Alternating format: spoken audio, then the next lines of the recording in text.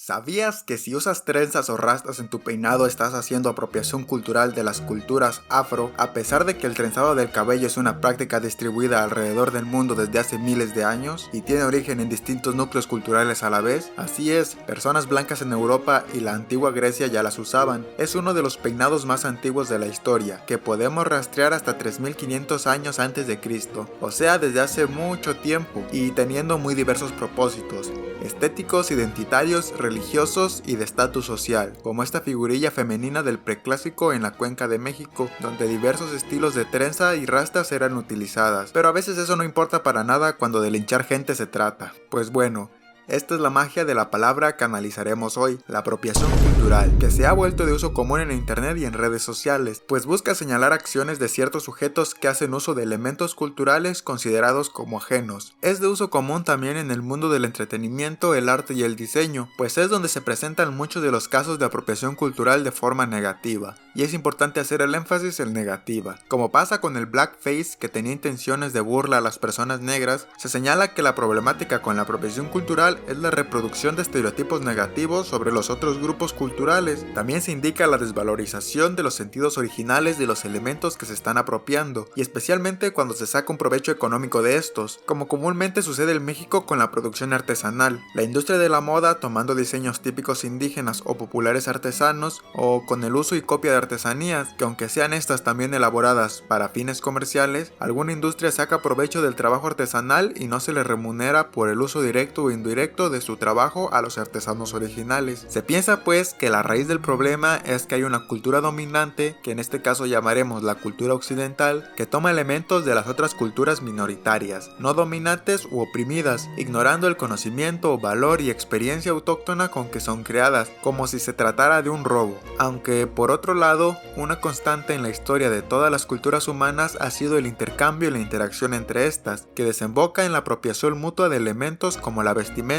la música, el arte, técnica, religión, lengua, entre todos los elementos que se nos puedan ocurrir, cosa que nunca va a cambiar, porque es una dinámica básica en la existencia de los sistemas culturales, pues estos nunca se encuentran aislados unos de otros, y mucho menos con el fenómeno de la globalización en la época contemporánea, que ha conectado prácticamente a todos los sistemas culturales alrededor del mundo, por lo que se introduce la gran pregunta de cuáles son los límites culturales, cuáles son las fronteras que van a determinar cuando hay o no hay apropiación cultural, que no todos somos ciudadanos del mundo y que nuestras barreras ya están superadas. Pues no, la globalización no derriba fronteras, pero estas como que tampoco existen, o por lo menos no son impenetrables, pues como dice el antropólogo Eric Wolf, las culturas y sociedades no son bloques con límites definidos ni sin interacción con los demás. El caso es que durante toda la historia de las culturas humanas ha habido interacción en muchas formas, intercambio cultural, aculturación, transculturación, difusión cultural, etc., en la que los elementos culturales se comparten y se apropian, pero podemos ver también que algunos de estos contactos, especialmente los que se presentan en procesos violentos, son muy criticables por el contexto en que se producen, pues a pesar de que la apropiación ha sido una constante en la historia, esto no quiere decir que sea de forma positiva en todos los casos, especialmente en los eventos de conquista o colonización. Dice la divulgadora y lingüista mije Yasnaya Elena Agil que a diferencia de otros tipos de interacciones culturales, la apropiación cultural está enmarcada en dinámicas y prácticas coloniales, lo que ya mencioné anteriormente,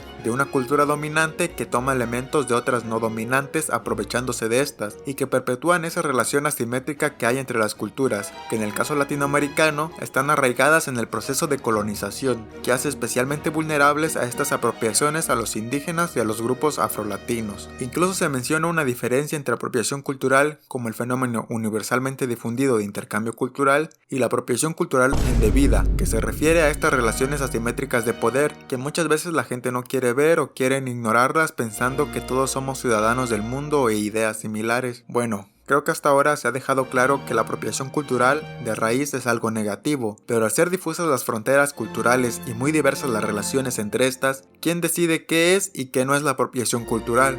Yo soy todo un experto y te daré una cátedra de racismo, descolonización indígena, feminismo comunitario y epistemologías del sur, por lo que puedo decirte con toda autoridad, cuando estás haciendo apropiación cultural. Sí, yo, el tipo más blanco de la sala. Alto ahí, amiguito. También se habla de apropiación cultural más en el ámbito científico académico, cuando los científicos mestizos o blancos se creen los dueños de los grupos normalmente indígenas que estudian, y es a través de estos científicos que conocemos a las otras culturas. Y no está mal que haya desde la ciencia una representación de las culturas, pero también es importante conocer otros sistemas culturales a partir de la propia voz de las personas que los integran, sin mediadores que hablen por ellos, sino a través de su propia representación. Y eso es lo que a veces se vuelve muy irritante cuando se juzga la apropiación cultural en redes, porque hay mucha gente culpando de apropiación cultural cuando no son ellas las personas que son realmente afectadas. Está bien que la discusión se dé de manera general y la gente hable del tema, pero no es una inquisición, porque mientras unas cosas se señalan, muchas otras se dejan pasar, y las mismas personas señalando siguen reproduciendo la discriminación a las culturas indígenas u otro tipo de culturas. Por ejemplo, en México se ha analizado el Estado como principal apropiador cultural, pues en la búsqueda de crear una identidad nacional, especialmente a partir de la Revolución Mexicana en el siglo XX, se pensó en el mestizaje y la unión de muchas culturas para crear el mexicano perfecto, el mestizo, en la que los elementos indígenas empezaron a pensarse como parte de una identidad que abarca a toda la nación, pero que realmente están focalizados en una región específica, como cuando dice la gente, ay, mis raíces indígenas, y los españoles vinieron a conquistarnos y se llevaron nuestro oro. Y lo que causa más disgusto es que, por un lado, se banalizan ciertos elementos culturales sacándolos de sus contextos originales, mientras que por otro lado, el Estado sigue estructuralmente poniendo a las diversidades culturales, especialmente las indígenas y afro, en un contexto marginal y de opresión, y volvemos a lo mismo, la cultura dominante aprovechándose de la oprimida. Hay quien habla también de la apreciación cultural, para saltarse el ser juzgados por apropiación cultural, usando apreciación como la palabra contraria a la apropiación, diciendo que hacen una investigación más profunda de las prácticas culturales, las reinterpretan a su manera, como una forma de inspiración o buscando hacer tributo, pero sin intentar robarla. Y pues aunque puede ponerse a discusión, creo que esto sí parte de una apropiación cultural, pero que no es negativa o indebida, porque también es cierto que podemos compartir el interés estético en ciertos elementos con otras culturas, y es perfectamente entendible querer adquirir estos elementos, pero pues es importante reflexionar sobre las consecuencias que trae esa adquisición y si afecta negativamente a la cultura original. Creo que como contraejemplo tenemos a Japón, donde gente alrededor del mundo se fascina con la cultura japonesa e imita sus estilos de vida, muchas veces inspirados a raíz del anime, y no veo a gente juzgando esto de apropiarse de la cultura japonesa,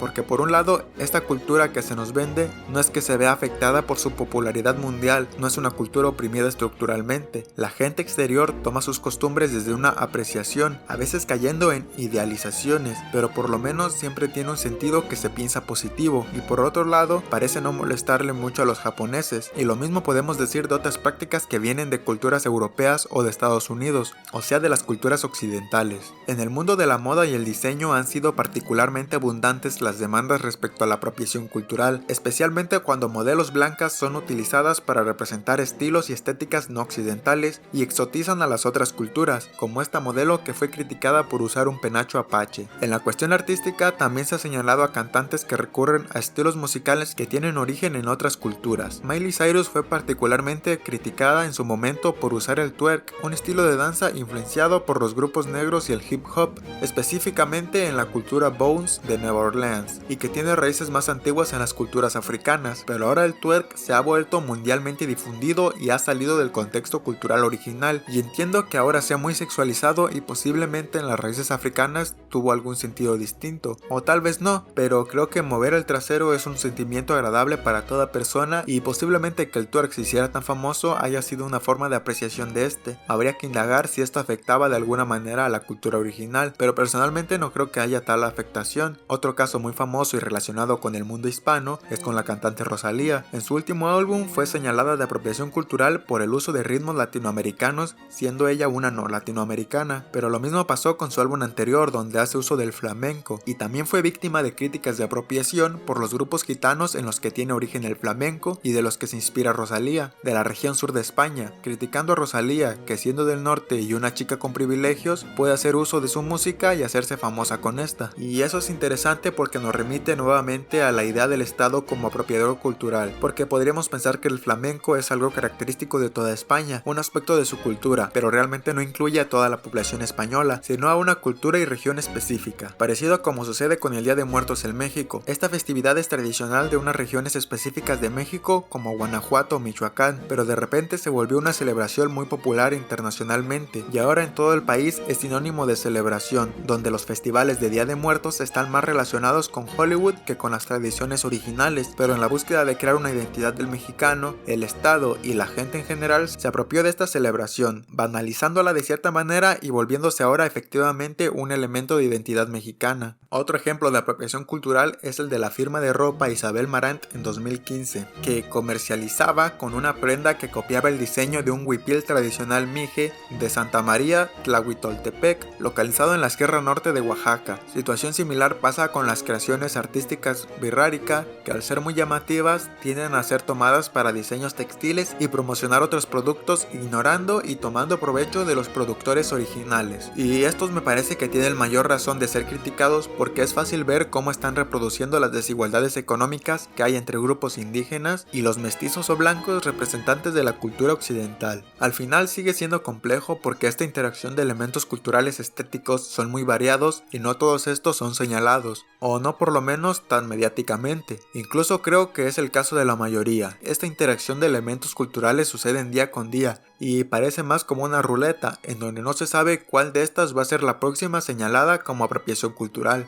Lo que me parece importante hacer en estos casos es ser críticos con lo que se señala, reflexionar si esta apropiación tiene consecuencias negativas para la población originaria y quién lo está señalando también, especialmente si quien lo señala es de la población de origen y bajo qué argumentos lo hace, ya que tampoco un solo individuo es necesariamente el vocero de toda una cultura. Sin embargo, la pertenencia a la cultura de origen sí es un aspecto importante, dado que estas personas tienen el principal derecho de representar su propia cultura por ellos mismos y no por terceros o mediadores arbitrarios, y menos por gente random en internet. Creo que lo ideal sería que haya una reflexión intercultural y una comunicación intercultural. El problema es que en redes sociales nadie está dispuesto a dialogar ni a la reflexión, y por otro lado la verdad es que pocas veces se hace algo al respecto al señalamiento de apropiación, o la polémica pocas veces va más allá de las redes sociales o del propio mundo del espectáculo, y esto nos habla nuevamente de la hipocresía. Señalamos rotundamente a los demás y sus maldades, pero desde la comodidad de nuestros dispositivos electrónicos, y las culturas oprimidas, minoritarias o no hegemónicas